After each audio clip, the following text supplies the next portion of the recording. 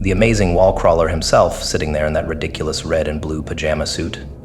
You know, I always wondered, do you wash that thing, or does the smell of teenage angst just naturally repel criminals?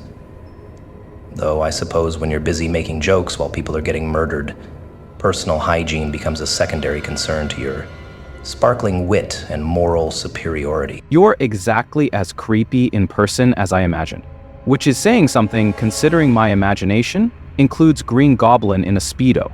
That purple suit must be great for hiding bloodstains, though I'm guessing the real reason you wear it is because it matches your bruised ego from all those times Batman has kicked your pasty behind through Gotham's skyline. Oh, how delightful. The Quipmaster thinks he's clever, but here's what's really funny. My web-slinging friend. You make jokes to cope with trauma, while I make trauma to cope with jokes. Your beloved Uncle Ben died because you were too selfish to stop a criminal, and now you spend every night trying to make up for being a self-centered teenager. How's that working out for your sleep schedule and your non-existent love life with what's-her-name, Gwen? MJ? Hard to keep track of your dead girlfriends. At least my girlfriends died because villains targeted them, not because I threw them off bridges for entertainment. And yeah, I make jokes because sometimes the alternative is crying or screaming, but at least my humor doesn't involve murdering innocent people for punchlines. Your coping mechanism seems to involve convincing yourself that everyone else is as broken as you are, which would be sad if it wasn't so dangerous to everyone around you. I'm the sanest person in this insane world. I simply acknowledge what everyone else denies, that life is meaningless, morality is arbitrary, and the only honest response to existence is laughter. Your jokes serve denial, while mine serve truth. You swing around pretending your suffering has purpose, while I embrace the beautiful chaos that defines everything. Which of us is really living authentically? The comedian or the tragedy? Living authentically by terrorizing innocent people and making Batman's life miserable? Your authentic self seems pretty focused on getting attention from a guy in a bat costume, which is either really sad or really creepy, depending on how you look at it. My suffering has purpose, because I use it to prevent other people from suffering the same way.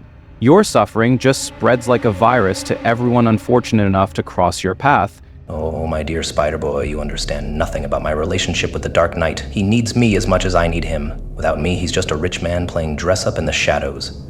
I provide meaning to his existence by giving him someone worthy of his obsession. Meanwhile, you swing around stopping purse snatchers and bank robbers like some kind of supernatural neighborhood watch. How thrilling that must be for your advanced reflexes and superhuman strength. Supernatural neighborhood watch that's prevented more catastrophes than you've caused. And trust me, that's saying something. Batman doesn't need you, he tolerates you, because killing you would make him what you are. The only meaning you provide is demonstrating what happens when someone completely gives up on being human. My bank robbers and purse snatchers go home to families instead of morgues, which seems like better use of superhuman abilities than whatever twisted performance art you call a criminal career. Every crime I commit is a masterpiece of psychological revelation. I show people what they really are when their comfortable assumptions about order and safety disappear. Your bank robbers go home because you're too squeamish to solve problems permanently. How many times have you fought the same villains over and over because you lack the stomach for final solutions? At least when I break someone, they stay broken. That's some interesting word choice from someone who thinks genocide is a comedy routine. When I fight the same villains repeatedly, it's because I believe people can change, can get better, can choose to do the right thing even after making terrible mistakes. When you break people, you're not revealing truth, you're just satisfying your need to prove that everyone is as hopeless as you've chosen to become. Nobody chooses madness, my sticky-fingered friend. Madness chooses you when reality becomes too absurd to process through normal mental frameworks. One bad day, that's all it takes.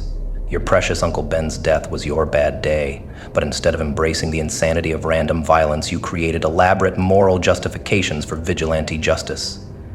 You became a different kind of crazy than me, but crazy nonetheless. Multiple bad day doesn't automatically turn someone into a homicidal maniac, unless they were already looking for an excuse. Uncle Ben's death taught me that power comes with responsibility, not that nothing matters, so I might as well hurt people for fun. The difference between my crazy and your crazy is that mine tries to help people while yours just spreads misery like some kind of emotional plague. Emotional plague that reveals uncomfortable truths about human nature. Your help perpetuates the delusion that good and evil are meaningful categories instead of arbitrary labels people assign to actions based on personal convenience. Every person you save will eventually die anyway, making your heroism ultimately pointless. At least my chaos is honest about the futility of existence instead of pretending that swinging around in spandex makes any difference. Swinging around in spandex has saved more lives than your chaos has ever improved. Yeah, everyone dies eventually, but that doesn't make the time between birth and death meaningless.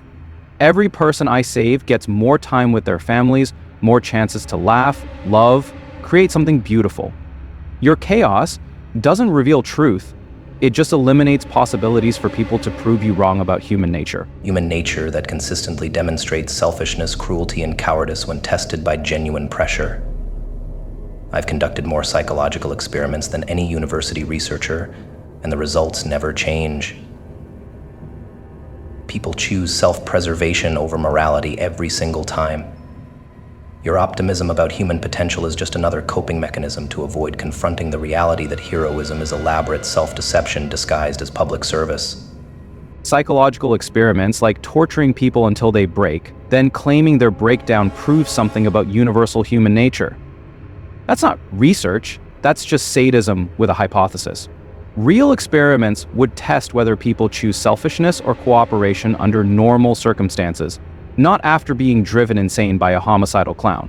But you're not interested in honest results, just in confirming what you need to believe to justify your existence. Honest results that demonstrate the fragility of civilization and morality when subjected to genuine stress.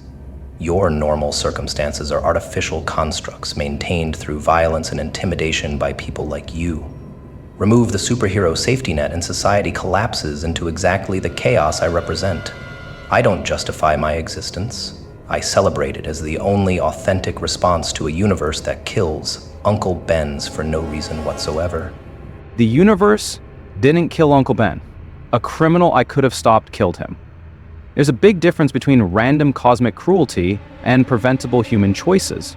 You celebrate chaos because embracing meaninglessness is easier than taking responsibility for making things better. Every time you choose destruction over creation, chaos over order, you're proving that even someone as smart as you can be too cowardly to try building something worthwhile. Building something worthwhile in a universe that will eventually experience heat death and eliminate all traces of human achievement? How wonderfully naive. Your responsibility and meaning are just psychological comfort food that helps you sleep at night while ignoring the fundamental absurdity of existence. I've transcended such childish needs by embracing the void and laughing at those still clinging to purpose. Embracing the void sounds pretty dramatic for someone whose idea of transcendence involves dressing like a circus performer and seeking constant validation from his nemesis. Heat death won't happen for billions of years, which gives us plenty of time to create meaning, help people, and maybe even figure out ways to outlast the universe. Your transcendence looks suspiciously like giving up.